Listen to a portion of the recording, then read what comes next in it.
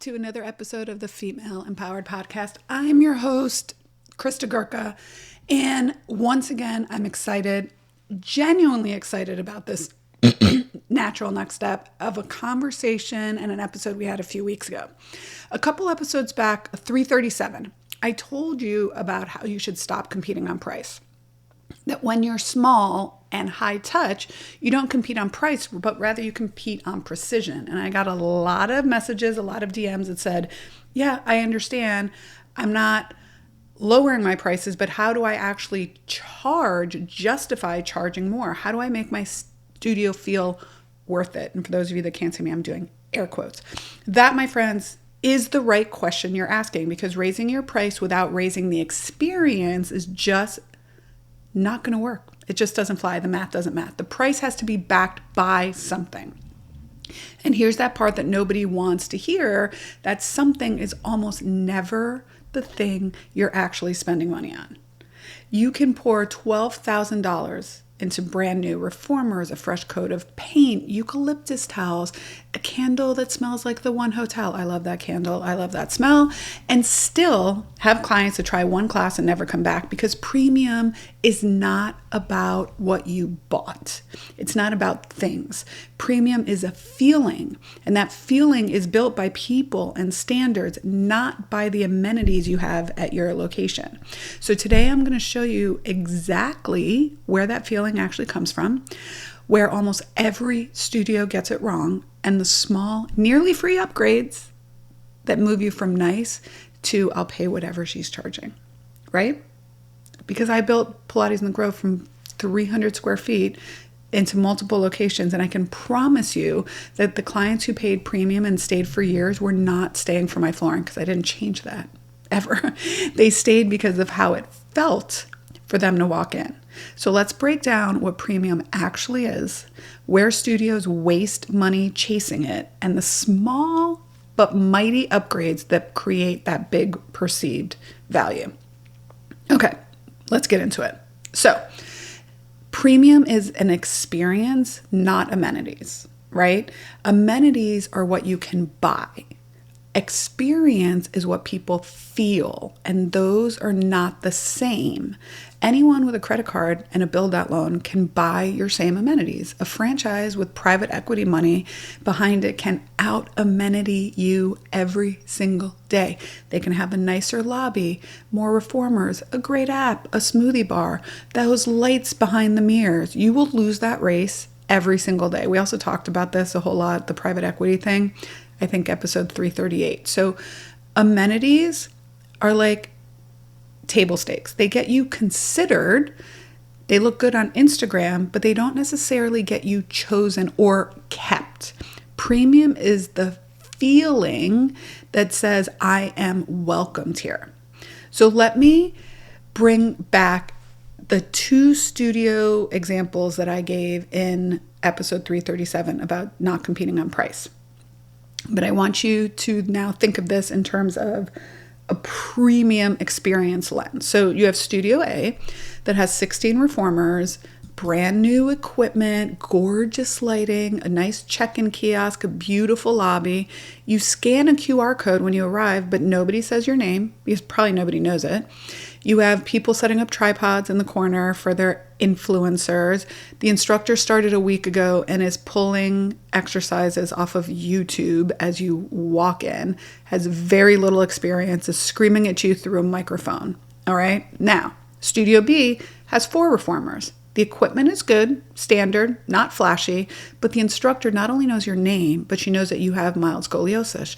She remembers that your shoulder flares up, right? She checks in with you before and after class. Which one feels more premium? So Studio B can charge double regardless of what they think. Think of your own experience, right? My husband and I used to frequent this restaurant all the time. There's another one right now that's 10 minutes from our house. Is it not even 10 minutes? It's a 5-minute walk from my house. Is it fabulous? No. Is the food exceptional? No. Is the price point super cheap? Not necessarily. But you know what? Every time we go in, they know our name.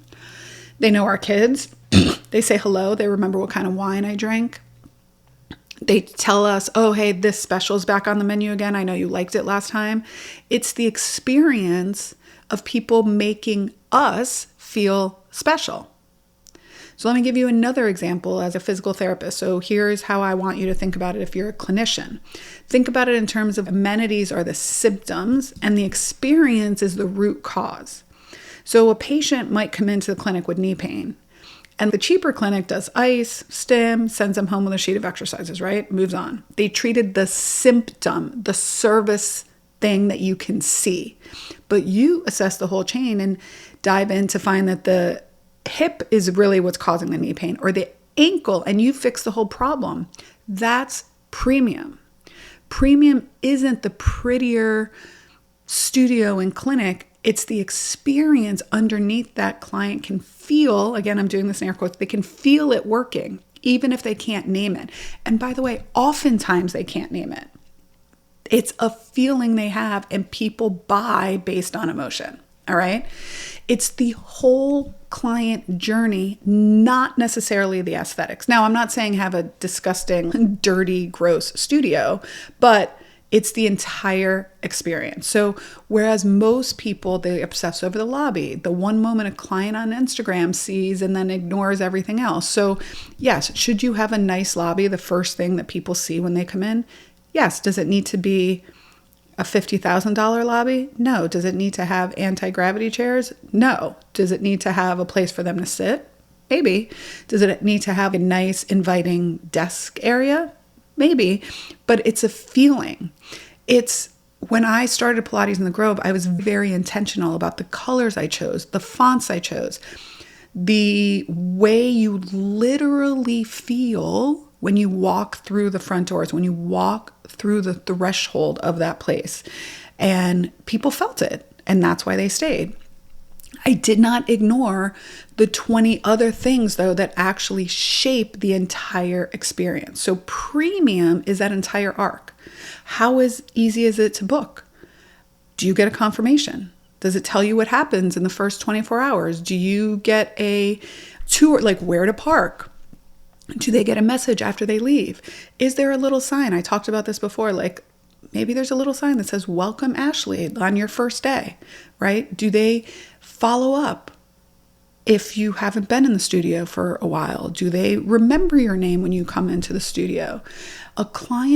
Most clients never decide this place is the place I want to be at on one beautiful thing necessarily. They decide it based on consistency across the entire journey, not one moment.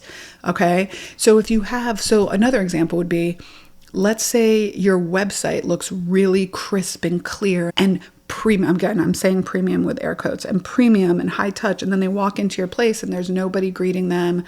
Or you have this example, which I believe Felicia talked about this on the episode that aired a few weeks ago, where she said, I got all these automations and I got these great welcome emails, but then I went into the place and nobody greeted me. Nobody knew my name. The instructor didn't even say hello before she started teaching. And so there was like a disconnect. And then there was an automated message afterwards and but nobody even said hi to me. I came in, I walked in, I did a class and I left, and not a single person talked to me. Not one.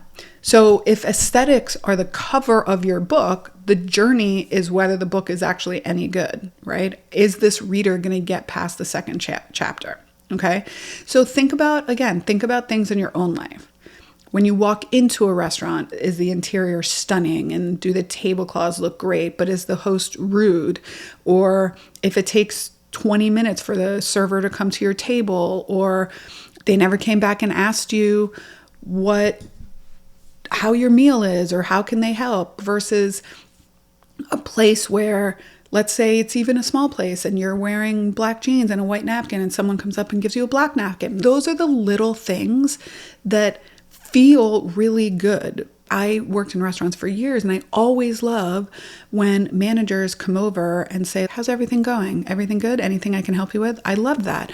I also love when I see managers bussing tables and helping the host or being the expediter, because that shows me how much they care both about the back of the house and the front of the house. All right. So you want to experience things in a different way. And it's not always the most expensive way. So what I would love for you to do is map your client's first 30 days as a literal journey, like literal journey. This is exactly what we're doing in our FitBiz Accelerator next month, client mapping and client journey. So you can take a person from finding out about you till they convert to a long-term membership. All right. So I want you, or have somebody else go through going on your website, trying to book an appointment. Do they get a confirmation visit? What's the first visit welcome? How's the class itself? After class check-in, 24-hour follow-up text, the conversation about what's next. Most studios have maybe one of those dialed in and leave the other 5 or 6 to chance. Every gap in that journey is a place where your premium leaks out, right? So if you think about this again from a clinician standpoint, posture and alignment, you can have a gorgeous looking person standing in front of you, like straight up, but if their muscles aren't doing that properly, one segment can be compensating for the other. The whole structure is unstable and eventually it will show up. So if onboarding your clients is misaligned with the journey, with the follow-up, with the experience, it begins to break down. And that's where you get a trust recession. So premium comes from alignment all the way up and down the chain, not just from one beautiful, well-oiled segment. Most importantly, staff behavior is the brand. Your team's behavior is your premium experience, full stop. All right. It's not the website. It's not the logo. It's not whether you're 100% front desk dresses a certain way.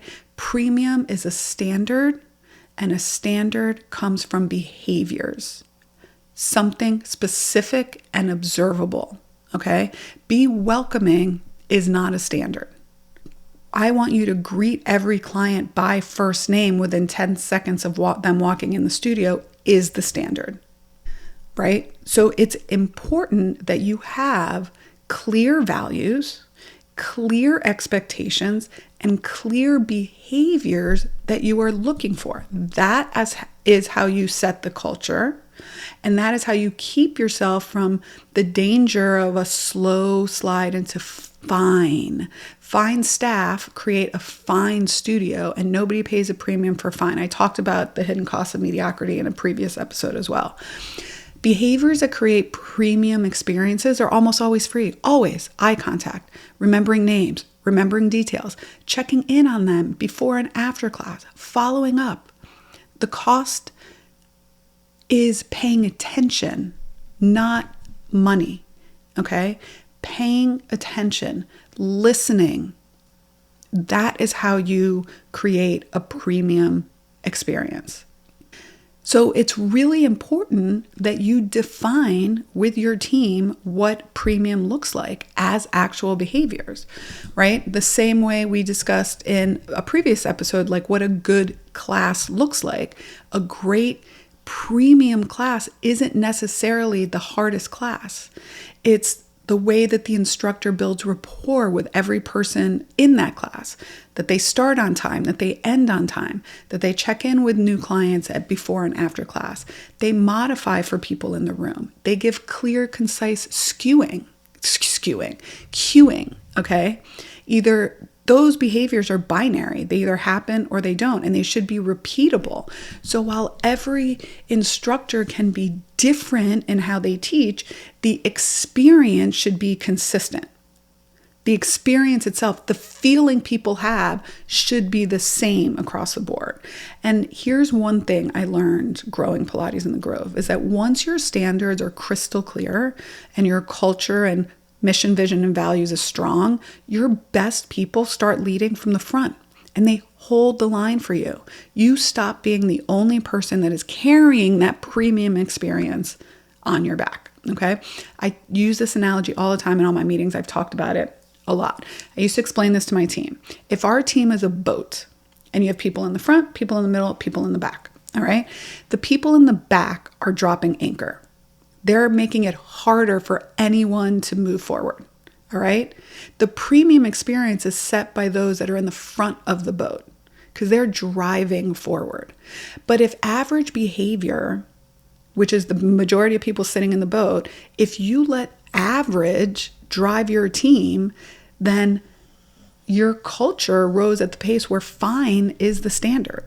And you don't want to be fine. You don't want to be mediocre, especially right now in this industry, in this world where there's so many options. You can't afford to be mediocre. It's also where we have, as small independent studios, we have the power to make this change. None of these things cost money. Training your team to make eye contact does not cost money. Training your team to know people's names does not cost money. Training your team to be better instructors might cost a little money and might cost you your time. Okay? Training your team on mission, vision, and values just costs your time. So none of these things cost a lot of money, but the ROI on making sure that they're happening in your studio each and every day is great. Okay. So where I see a lot of studios get premium wrong or incorrect or miss the mark is the small upgrades that can create big perceived values, right? They spend money where the client doesn't feel it and skimp where they do. So they're going to upgrade for new signage, but they have a really clunky first class experience. They do a heavy renovation, but they build no follow-up systems. They confuse expensive looking with premium feeling. Okay? Cold and beautiful is not premium. Warm and friendly is premium. Some people think that premium means more offers, more options, more add-ons, more eucalyptus towels, more flowers, more snacks, more smoothie bars. It usually means less done well. Simplify to optimize. I love this all the time. Simplify your experience and make it be consistent. Studies have shown when you look at buyer perception and customer buying power and psychology, consistency beats intensity every single time. People gravitate towards a consistent experience. That's why people order the same thing when they go out a lot of times. Okay? A confused client never feels taken care of. So if you can be consistent with your clients and give them the same experience every single time, that feeling they have is what's premium. And that feeling they have is what keeps them coming back. Okay? So think of those things. Think of those things as your amenities. All right? Small little upgrades to the behaviors that you try to implement in your business carry a huge value and ROI. So let's talk about small little things that you can possibly do. And again, some of this I don't recommend for larger studios, but for really small studios or as you're growing, these are little things that can make you premium, all right? Maybe it's a handwritten welcome note after your first class.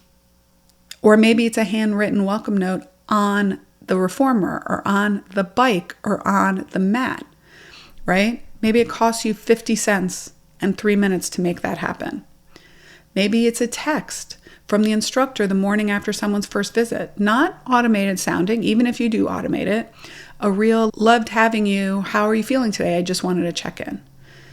Knowing and using people's full names, free, absolutely free. Knowing your client's name and using it is absolutely free, okay? A clean, calm, start on time, end on time class and session, absolutely free. It's a standard. It's a behavior. A genuine check-in when a regular client disappears for 30 days, absolutely free. You can automate these. Remembering one personal detail, a daughter's wedding, knee surgery, a trip they're planning, all of those, absolutely free. You can use AI now to remind you of things. You can use lots of software to help you with these things. Now, here's the math behind why this matters more in dollars. Because like I always say, feelings are not facts, and I want you to look at the math. So say you have 200 spots in group classes in a week, 200 spots. And right now you're charging $30 a session. All right? So that's $6,000 a week if you achieve all of them, if you fill 200 spots a week. Okay? If your experience becomes more premium and people feel more premium because you're doing these little things that are free or low cost, and now you can move from a $30 session to a $40 or $40, let's even say $45 a session, that's $9,000 a week. So that is a $3,000 a week difference. Times 52 weeks a year, that's over $150,000 a year. And that not $1 of that requires you to buy a new reformer. It requires you to remember names, to follow up, have on-time classes, have behaviors of a team, and hold that team accountable to a standard. Okay? It's the cheapest 6 figures you will make. So think about it in that way. And if you're a smaller studio and you have 4, 5, or 6 reformers, that is also premium. You're having semi-private sessions versus you're having half the amount of people in class. So if you think about it from that way, now this is not apples to apples, but if there's a 12 reformer studio and they're charging $30 a class and you have 6, you have half the amount of people, you could charge double. 60. That always doesn't apples to apples, but you could charge 45 or 50 because you have to lean into the experience and the value of that experience. Now, some people aren't going to value that, but there are plenty of people that will. All right. Premium, once again, it's not the big renovation. It's the small, consistent reps of being genuinely good to people done by everyone on your team every single time. Consistency compounds. So we actually had a client in our mentorship group that had a studio who had 6 reformers, 5 or 6, I can't remember right now. And she was at a point where I think her average cost per class was $32 a class. And she was terrified to raise the prices because she was like, how can I compete with these other studios? I don't have the fancy space. I don't have the big room. I only have 6 reformers. And what I really try to get her to see was you don't need a bigger build out. You need a better onboarding system and a better client retention system. So what we did was we really revamped her lead generation process. We trained her team on greeting behavior, on answering the phone behavior. We updated her email and text sequence before and after the session. We upgraded her teaching skills and those of her instructors. We made a few small tweaks to the actual class experience. And then within probably 6 or 7 months, we slowly over time moved that rate up to $45 a class. So from 32 to 45. Her retention actually went up, not down. And the clients who had been quietly price shopping, they stopped asking about discounts. She didn't get more premium looking necessarily. She got more premium feeling.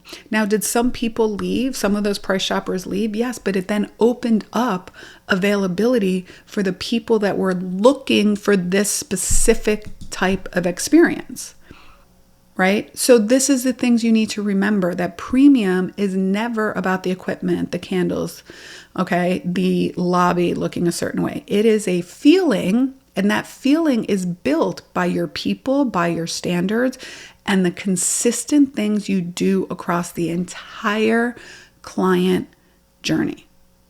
Consistency compounds. You will never be able to out amenity a franchise, but you can out care them every single day. And that is the one game they will never win against you. So stop trying to spend money where the client doesn't feel it and start spending your attention on where they do feel it. All right? If this episode resonated with you, and I have a feeling for a lot of you it may have, here's your next honest step. These upgrades I talked about are very simple. Low cost, simple, free even, most of them. But they're not always easy to see when you're standing inside of your business every day. It's hard to see the forest through the trees. You're often too close to it. You can't see the forest through the trees, right? So this is exactly what we do inside my mentorship programs. And the lowest barrier to entry is to take advantage of joining our FitBiz community, which is a month-to-month community membership. It is less than the cost of a private session at your facility for a whole month. Okay, so for $99 a month, you get 2 coaching calls, you get laser Q&A, hot seat coaching, you get some resources, you get a full video library of trainings where we work through these exact things, where you can learn how to map out your client journey, where you can learn how to map out your core values, where you can figure out where your experience is leaking and where one tiny upgrade could be the difference that transforms your business. It is the most affordable place to get eyes on your business from someone who's actually built and sold one. So find out more information at www.christagurka.com/community. And I would love to see you inside one of our mentorship programs. All right, ladies, that's all I got for you today. Have a good one. And as always, bye for now.